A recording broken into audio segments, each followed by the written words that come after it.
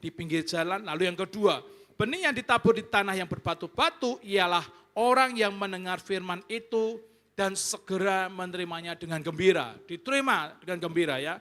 Tetapi ia tidak berakar dan tahan sebentar saja. Apabila datang penindasan dan atau penganiayaan karena firman itu, orang itu pun segera murtad. Itu yang kedua ya, benih yang ditabur di tanah yang berbatu-batu. Yang ditabur di tengah semak duri ialah orang yang mendengar firman itu, lalu kekhawatiran dunia ini dan tipu daya kekayaan menghimpit firman itu sehingga apa? Sehingga firman itu tidak bertumbuh atau tidak berbuah. Lalu yang berikutnya yang Tuhan harapkan buat kita semua adalah yang ditabur di tanah yang baik. Ialah orang yang mendengar firman itu dan mengerti. Dan karena itu ia berbuah, dan karena itu ia bertumbuh, ada yang 100 kali lipat, ada yang 60 kali lipat, dan ada yang 30 kali lipat. Dan saya akan uraikan lebih jelas lagi, dari benih yang ditabur di pinggir jalan itu adalah apa? Orang-orang yang dengar firman Tuhan, tetapi tidak sungguh-sungguh. Katakan sama-sama, bukan saya Pak. Ya. Bahkan tidak konsentrasi saat firman disampaikan. Bingung sendiri ya, cuma sambil lalu. Puji Tuhan dikatakan bisa masuk telinga kanan, keluar telinga kiri. Boro-boro masuk, kadang tidak masuk sama sekali. Karena pikiran kita, orangnya ada di sini, pikirannya melayang kemana-mana ya. Dan bahkan saat kita dengar firman Tuhan itu tidak kita simpan dalam hati. Tidak terbesit sedikit pun dalam hati. Bahkan tidak mungkin lagi ya, terbesit aja enggak, masuk telinga pun enggak, apalagi kita renungkan. Itu yang pertama ya, saya uraikan lebih jelas lagi. Lalu bagaimana aplikasinya supaya kita ya kepingin toh, mesti semua ya kepingin. Yang harus kita lakukan adalah, ayo saat kita mau mendengarkan firman Tuhan, semuanya harus mempersiapkan hati. Amin. Hati kita harus dipersiapkan untuk mendengarkan firman Tuhan. Itu yang pertama. Lalu yang kedua, kita harus merendahkan hati kita untuk kita bisa apa? Kita bisa menerimanya. Mungkin seperti ini ya, saat saya sampaikan perumpamaan kita, mungkin ada beberapa orang berpikir, alah paling ya tentang kui meneh, paling ya tentang itu artinya kita tidak ada kerendahan hati. Ya, moro-moro sebetek kayak dukun ya toh. Tetapi percayalah, setiap firman yang disampaikan, meskipun judulnya sama, meskipun ayatnya sama, tetapi firman Tuhan itu firman yang hidup. Amin. Mesti ada sesuatu yang baru yang kita tangkap dari firman Tuhan. Yang ngerti katakan amin. Ya, jadi butuh kerendahan hati dalam kita itu menerima firman Tuhan. Lalu berikutnya aplikasinya adalah apa? Memberikan seluruh perhatian kita kepada firman Tuhan. Makanya Ibu Gembala itu kan sering bilang, ayo yang wayai firman Tuhan. Doh ngatek no, ya toh. Jangan mainan HP sendiri. Jangan sibuk dengan sendirinya. Bahkan dikatakan, ayo kalau ke gereja jangan bawa handphone, bawa Alkitab. Supaya apa? Yaitu kita bisa konsentrasi kepada firman Tuhan. Itu benih yang ditabur di pinggir jalan. Lalu lebih rinci lagi, benih yang ditabur di tanah yang berbatu-batu adalah mereka yang berakar ya. Mereka mendengar firman Tuhan tetapi tidak mempunyai dasar-dasar keyakinan yang tetap dan kuat dalam menilai sesuatu. Jadi memang dengar firman Tuhan sudah baik, setingkat lebih baik, tetapi tidak berakar kuat. Jadi masih gampang diiming-imingi atau masih gampang kita itu terombang-ambing oleh pengajaran-pengajaran ya. Tidak teguh dalam mengambil keputusan mengenai kehendak mereka. Jadi kalau ada kebanyakan orang bilang A, ya wis A wae. Nanti kebanyakan orang bilang B, melok B. Ngalor melok ngalor, ngidul melok ngidul. Ngetan melok ngetan, ngulon melok ngulon ya. Itu orang yang benih yang ditabur di tanah berbatu-batu ya. Bahkan begitu ada sedikit masalah atau persoalan, langsung imannya goyah. Langsung bahasa Indianya apa? Kuciwa ya. Begitu ada masalah, aduh melu Tuhan Yesus rekoso, podo rekoso, wis gak Tuhan-Tuhanan. Begitu ada masalah langsung, aduh ngerti gitu aku tidak meninggalkan pekerjaanku, ngerti gitu aku tetap seperti hidupku yang lama. Nah, bahkan saat pencobaan datang, mereka kadang langsung bisa segera murtad. Ayo, kamu tak promosi, no, tetapi ya tahu sendiri ya, pindahlah ya, langsung. Lah kira-kira bagaimana? Apakah kita seperti itu? Ya, itu yang kedua. Lalu benih yang ditabur di tengah semak duri adalah mereka tidak bertumbuh. Dengar firman Tuhan. Ini ya baik juga. Dengar firman Tuhan, sudah disimpan dalam hatinya, tetapi tidak bisa bertumbuh. Karena apa? Selalu khawatir.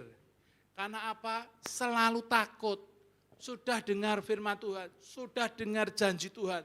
Tetapi masa, apa iso yo Tuhan tolong aku yo. Bahkan kita berkata, apa betul Tuhan itu ada? Ya. Jangan sampai kita itu meragukan Tuhan. Amin. Dan tidak cuma selalu khawatir, takut, tetapi cemas ya.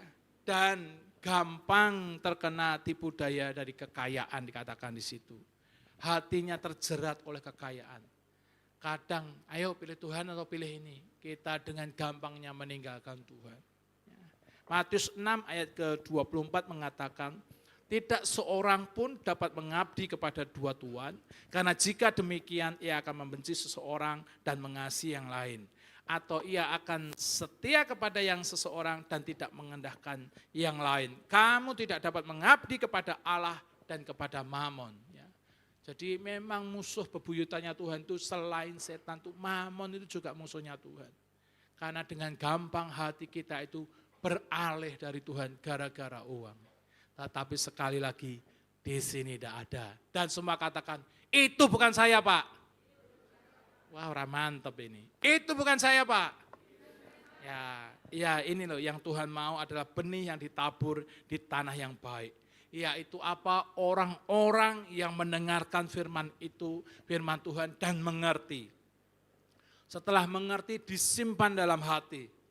Lalu direnungkan, dan akhirnya apa? Makanya setiap kali saya berdoa, Tuhan tolong urapi setiap anak-anakmu, setiap jemaatmu.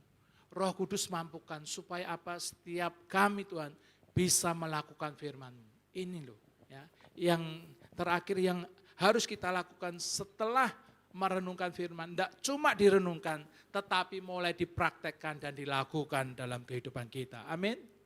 Jadi tidak cuma teori. Kita tahu, kita tangkap, oh harus berbuat baik, oh harus mengasihi, prakteko ya, senggol kiri kanan, prakteko ya. Tak rasa 27 tahun umur kita teorinya sudah kebak semua saudara. Ini waktunya kita dewasa, kita mau mempraktekkan firman Tuhan. Dan di Mazmur 1 ayat yang kedua dikatakan, berbahagialah orang yang kesukaannya apa? Ialah Taurat Tuhan. Tidak cuma titik ya, ternyata ayat itu bicara apa? Koma, yang merenungkan Taurat itu siang dan malam. Ya, bukan merenungkan masalahmu siang dan malam, tetapi merenungkan firman Tuhan siang dan malam. Amin. Ini baru pembukaan loh. Ya. Lalu kita mau terus belajar apa yang jadi penghalang pertumbuhan. Secara umum saya akan cepat ya, Matius 13 ayat yang ke-15. Sebab hati bangsa ini telah menebal, dan telinganya berat mendengar, dan matanya melekat tertutup. Supaya jangan mereka melihat dengan matanya, dan mendengar dengan telinganya, dan mengerti dengan hatinya, lalu berbalik sehingga aku menyembuhkan mereka. Jadi secara umum, yang menghalangi seseorang untuk bisa bertumbuh akan pengenalan akan Allah atau bahkan bertumbuh secara dewasa, yang pertama adalah hati yang menebal. Bahkan di Mazmur 19 ayat ke-70 dikatakan, hati mereka tebal seperti lemak, ya. Tetapi aku, Tauratmu ialah kesukaanku. Artinya apa? Tebal seperti lemak itu penuh dengan hawa nafsu dan dengan kebodohan. Kita sudah tidak mau terima masukan atau saran dari orang. Bahkan di Amsal itu mengatakan, Amsal 4 ayat 23, seperti kita sudah semua tahu, jagalah hatimu dengan segala kewaspadaan, karena dari situlah terpancar kehidupan. Dan yang memberkati saya, 1 Samuel 16 ayat 7 ya. Tetapi berfirmanlah Tuhan kepada Samuel, ya, janganlah pandang parasnya atau perawakannya yang tinggi, sebab aku telah menolaknya. Bukan yang dilihat manusia, yang dilihat Allah. Manusia melihat apa yang ada di depan mata, tetapi Tuhan melihat hati. Ya, saat itu ya, itu cerita tentang Daud. Ya, kita sudah sering kali dengar. Isai itu punya anak 8. Ya. Waktu Samuel datang untuk mengurapi raja seorang yang berkenan kepada Allah, yang dipamerkan itu cuma 7 anaknya, betul ya? Ada banyak sekali anaknya ini, lalu Samuel bilang bukan. Pada sempat Samuel itu, wah ini mesti orangnya. Ini gagah banget ini, kayak Pak Budi Mirantio ini. Mesti ini, ternyata bukan, maju lagi. Mungkin siapa ya, Pak Darmono. Ki luwih gagah ki, rodok lemu sithik rapopo tapi luwih gagah. Nah, ternyata bukan lagi. Sampai akhirnya cuma ini. Nah, lalu Isainya, waduh, ampuni aku Tuhan. Ternyata masih ada anak satu lagi. Bahkan ayahnya lupa. Tetapi ingat, ya, hati Daud yang menarik Tuhan. Sampai akhirnya Samuel bilang, panggil anakmu. Kalau anakmu tidak datang saat ini, kita tidak akan duduk makan. Akhirnya datang Daud, untul, mungkin ya mambu wedus ya toh. Wong bar angan wedus, mambu wedus. Datang. Inilah orangnya. Bahkan di ayat yang lain, Tuhan itu sampai omong, ini loh, man after his own heart. Jadi orang yang benar-benar hati Tuhan itu berkenan kepada Daud. Kira-kira terjemahnya gitu ya, man after his own heart. Jadi orang yang bisa menarik hatinya Daud, meskipun orang tidak tahu, meskipun ditelantarkan, meskipun kesepian, mungkin saat itu jauh dari rumahnya mengembalakan domba, tetapi hatinya itu selalu menarik perhatian Tuhan. Kenapa penting sekali Tuhan itu selalu bilang, ayo jaga hatimu, ayo beri hatimu kepada Tuhan. Karena hanya dengan hati yang kita miliki, kerinduan yang kita miliki, itulah yang bisa menarik perhatian Tuhan. Amin. Yang itulah yang bisa melihat mata Tuhan. Mau di Sragen, mau jepit rumahnya, mari jalan raya, menggok kanan, sek menggok kiri, sek munggah tanggul, meduk tanggul. Tapi saat hati kita berkenan kepada Tuhan, Tuhan tahu hati saudara dan saya. Amin. Tidak ada amin ini. Ya, yang kedua, telinga yang berat mendengar dikatakan di situ. Ya, tidak mau belajar firman Tuhan, menutup diri, tidak peka terhadap suara Roh Kudus, bahkan kalau ditegur firman Tuhan, ya pura-pura aja di depan pendetanya manduk-manduk. Tetapi hatinya, awas ya Pak, awas gitu ya. Nyemeti aku terus gitu ya. Lalu karena mereka menutup telinga mereka, jadinya masa bodoh. Cuek ya, jadi apatis. Lalu yang ketiga, secara umum mata yang melekat dan tertutup. Artinya apa? Mereka telah menutup mata mereka. Tidak mau melihat terang yang datang ke dalam dunia. Sudah tidak bisa lihat kasih Tuhan. Sudah tidak bisa lihat kebaikan Tuhan. Bahkan saat sang surya kebenaran terbit, sebaliknya. Mereka itu lebih menyukai kegelapan daripada terang. Ya. Yohanes 3 ayat yang ke-19. Dan inilah hukuman itu. Terang telah datang ke dalam dunia. Tetapi manusia apa? Lebih menyukai kegelapan daripada terang. Sebab perbuatan-perbuatan mereka jahat. Saat kita menutup hati kita, saat kita menutup telinga kita, dan bahkan saat kita menutup mata kita tidak bisa lihat apa-apa. Yang kita lakukan hanya sesuatu yang jahat, kegelapan saja. Ya. Oke, lalu yang berikutnya itu secara umum, tetapi kita mau masuk lebih dalam lagi, faktor internal yang ada di dalam diri kita. Kenapa kita itu berjuang tetapi tidak bisa mengalami pertumbuhan? Kita maunya lakukan baik tetapi sesuatu yang jahat saja yang kita lakukan. Ternyata tidak secara umum kita mau belajar lebih dalam lagi faktor internal yang menghalangi pertumbuhan. Yang pertama, gambar diri yang belum pulih ya. Jadi kita tidak mungkin bisa bertumbuh kalau gambar diri kita itu belum dipulihkan Tuhan. Artinya apa? Belum mengalami perjumpaan ilahi. Masih ada selubung yang menutupi saudara dan saya. Masih hidup dengan manusia lama yang terikat dengan kebiasaan buruk ataupun dosa. Belum berdamai dengan dirinya. Belum bisa menerima dirinya sendiri, itu pun kita tidak mungkin mengalami pertumbuhan. Karena adanya kita akan komplain kepada Tuhan. Ngopo toh aku ndadak dilahirkan? Ngapa toh aku ndadak hidup? Ngapa toh? Tetapi saat kita bisa berdamai dengan hidup kita, dengan diri kita bisa mengucap syukur. Tuhan, ini aku. Adaku ya seperti ini Tuhan. Tetapi aku percaya Tuhan, saat aku bawa setiap kelemahanmu kepadamu Tuhan, Engkau sanggup mengubahkan Tuhan. Amin. Engkau sanggup memakai aku Tuhan. Engkau sanggup memberkati aku Tuhan. Apapun keadaanku. Dan belum mengalami pertobatan sejati. Karena apa? Lah mau bertumbuh kumat lagi. Mau bertumbuh dosa lagi. Tetapi saat kita mengalami pertobatan sejati, Tuhan akan bawa kita semakin hari semakin bertumbuh. Amin. Yang kedua, faktor internal yang menghalangi kita untuk bertumbuh adalah tinggi hati dan sombong. Ya. Jika menganggap dirinya selalu lebih daripada orang lain, baik dalam kepintaran, kehebatan, kekayaan, tadi sudah saya singgung. Alah paling firmannya tentang itu, wah langsung paling ya itu, diseket itu ya. Karena merasa apa? Merasa lebih pintar. Tetapi sekali lagi firman Allah itu hidup. Pasti akan memberkati saudara dan saya. Amin. Ya, maka sifat tinggi hati dan sombong seperti itu tidak akan membuat kita bertumbuh.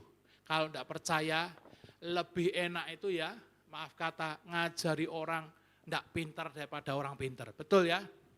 Karena beberapa guru baik musik, kalau orang mau les mesti ditanyai, sudah pernah belajar belum? Belum. Gurunya dalam hatinya langsung puji Tuhan. Bahkan saya pun kalau ketemu murid waktu ngelesi bass itu ya, kalau belum pernah belajar lebih enak. Karena ngajari pola tangannya lebih gampang, ngajari itu gampang. Tetapi kalau orang sudah bisa, dan yang bisa-bisa dan sok bisa, akan sulit. Biasanya gini kok, biasanya gitu kok, biasanya pakai ini kok, biasanya pakai itu. Yesus rasa ajar lah, ajar dewe ya ulang gitu. Ya, jadi intinya kalau ada tinggi hati dan kesombongan, ya kita tidak mungkin bisa bertumbuh. Amin. Ya, lalu ketergantungan pada kekuatan diri sendiri, bukan kepada kekuatan Tuhan.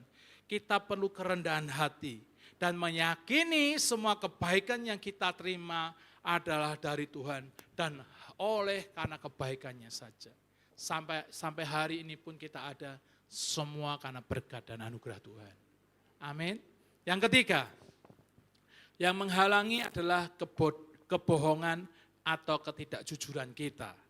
Orang-orang yang suka berbohong itu hidupnya seperti dinding yang retak dan tinggal tunggu waktu untuk roboh. Saat kita semakin sering berbohong, ya umpama dinding itu semakin banyak lubangnya. Kalau lubang itu sudah terlalu banyak, ya dinding itu tidak kuat dan akhirnya roboh. Ya.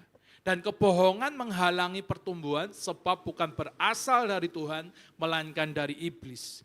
Tidak mungkin kita bertumbuh kalau kita itu masih hidup dalam kebohongan. Tidak mungkin kita bisa mengalami pertumbuhan. Hendaknya setiap saudara dan saya, kita itu terbuka supaya apa? Setiap orang itu bisa melihat karakter serta kasih karunia Kristus melalui kehidupan kita. Jadilah surat Kristus yang terbuka. Jangan hidup dengan pakai topeng.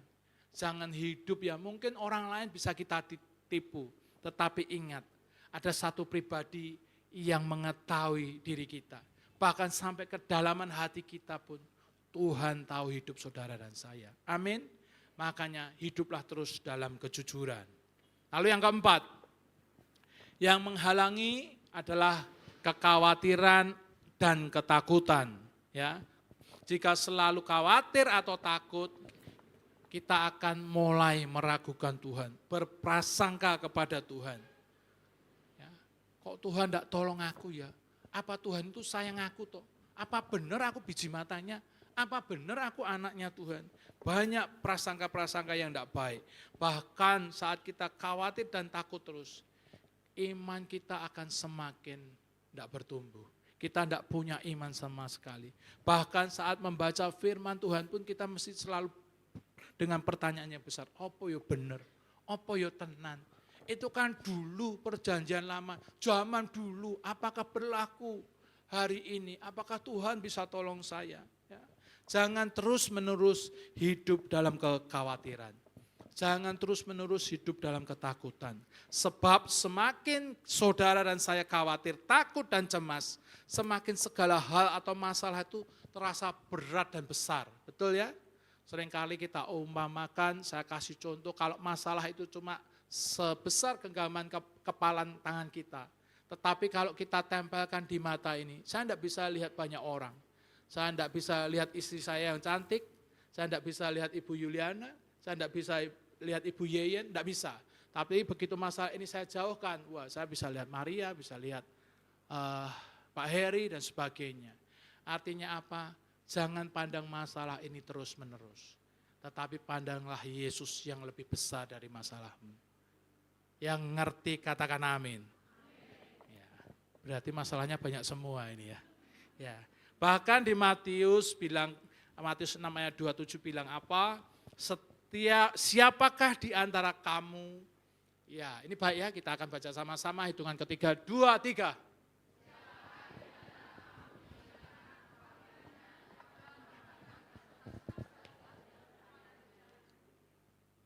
Ya, jadi tidak ada gunanya sama sekali untuk saudara dan saya itu khawatir. Karena kekhawatiran kita tidak dapat menambahkan apa-apa dalam hidup saudara dan saya. Yang ngerti sekali lagi katakan amin. Ya, yang kelima, penghalangnya adalah kepahitan dan kekecewaan. Artinya apa? Kita masih menyimpan iri, kita masih menyimpan dendam, kita masih kuciwa, kita masih pahit hati, dan ini tidak akan membuat kita bertumbuh. Kalau masih ada salah satunya, iri, dendam, kecewa, pahit hati, kemarahan, ya toh, tidak akan bisa membuat kita bertumbuh. Karena hati ini hanya membara dengan api penuh pembalasan. Ya, saat ada kekecewaan, saat ada iri hati, adanya kita itu pengen membalas orang yang menyakiti kita. Betul atau betul? Pengennya, oh awas kowe. Dan bahkan saat kita mendengar sesuatu terjadi kepada orang yang kita benci, yoto, salah ngusik anak Tuhan. Wah, apa nih hamba Tuhan? Salah ngusik hamba Tuhan. Hamba yang diurapi lagi. Enggak ya saudara ya, jangan. Lalu yang ada hanya apa? Membara dengan kebencian atau rencana-rencana jahat. Ya. Lalu tidak ada hal yang manis dalam kepahitan. Ya. Broto Wali itu enggak tahu, kalau dikasih, saya belum uji coba, kalau dikasih gula apa ya bisa manis Pak Darmono ya? Enggak bisa ya? Betul ya? Ini hanya saya belum nyoba ya. Jadi Broto Wali itu kan kenal pahitnya. Mau dikasih gula pun mesti tidak mungkin bisa pahit, betul ya? Jadi tidak ada hal yang manis dalam kepahitan. Tidak bisa manis. Tadi saya bilang apa? Oh berarti masih hidup semua, puji Tuhan ya. Berarti tidak ngantuk semua ya. Jadi tidak ada hal yang manis dalam kepahitan. Amin. Jadi buang jauh-jauh kepahitan. Ya, lihat sesuatu yang manis, dengar sesuatu yang manis, baca sesuatu yang manis. Ya. Bisa saja kita menutupi kepahitan hati kita di hadapan orang-orang lain. Tetapi Allah mengetahui dan melihat isi hati. Makanya periksa hati kita hari ini, pagi hari ini. Kalau Tuhan menegur hatimu, jangan keraskan hatimu. Tidak ada gunanya, serahkan kepada Tuhan.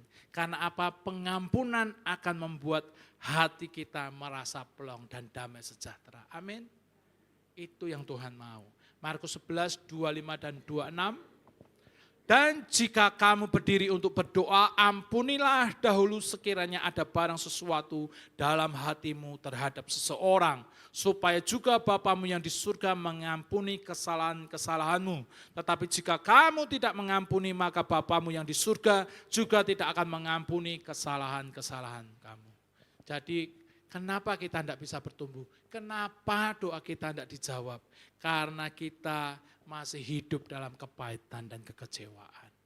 Amin. Tidak ada pengampunan. Wis pokoknya semua tak ampuni. Siji kuwi tidak bisa.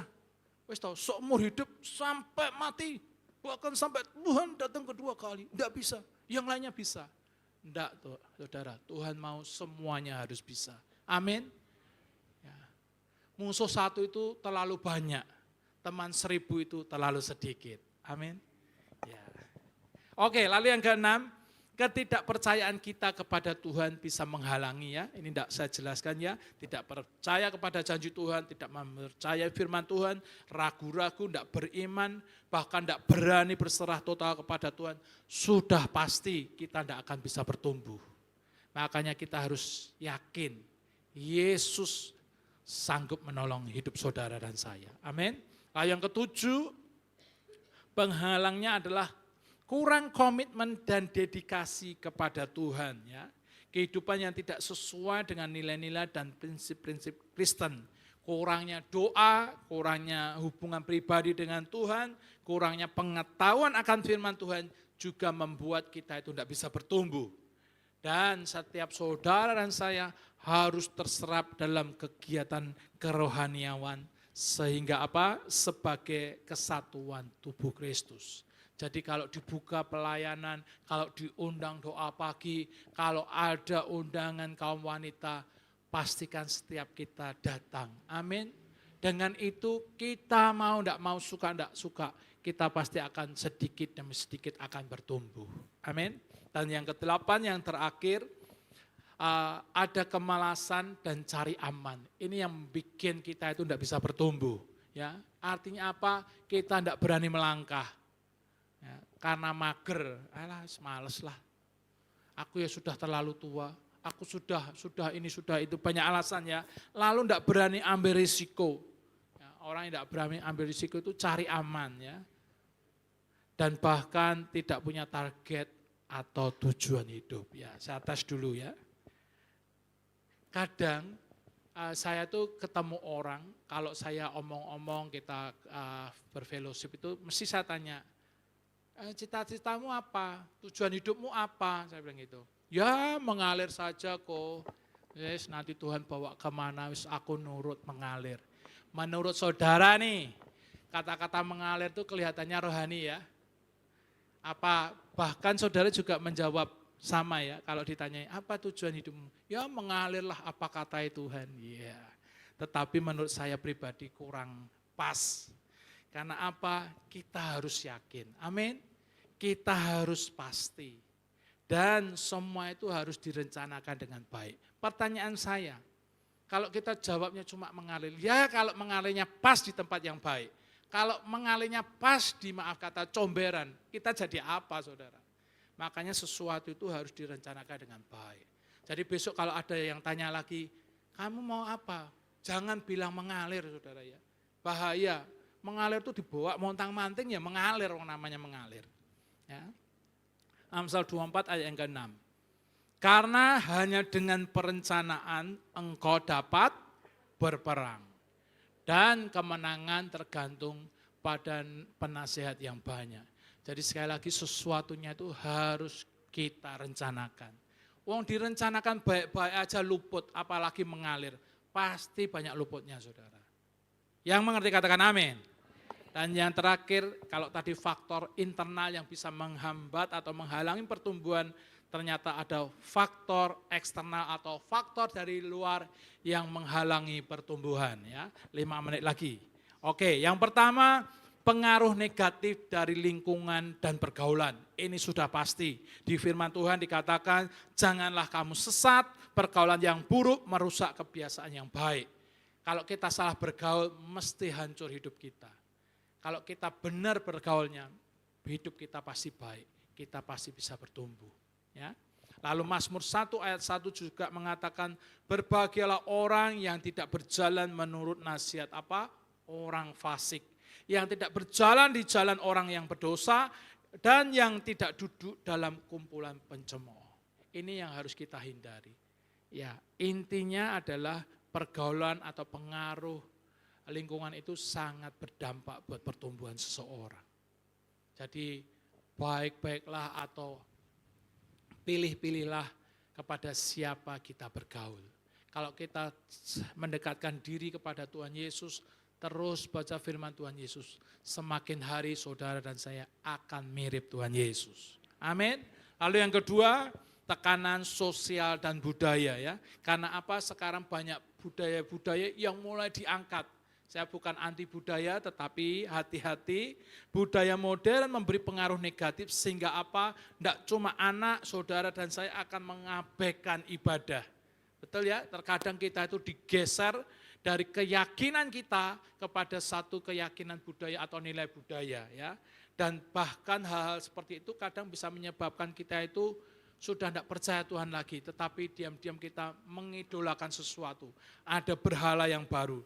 Dan kadang kebudayaan itu bisa membawa kita itu jadi apa ya, ikut-ikutan ya, arusnya. Kalau budayanya pas, baik tidak apa-apa. Tetapi kalau ada kekasaran atau sesuatu nilai yang tidak baik, kita mesti kegeret.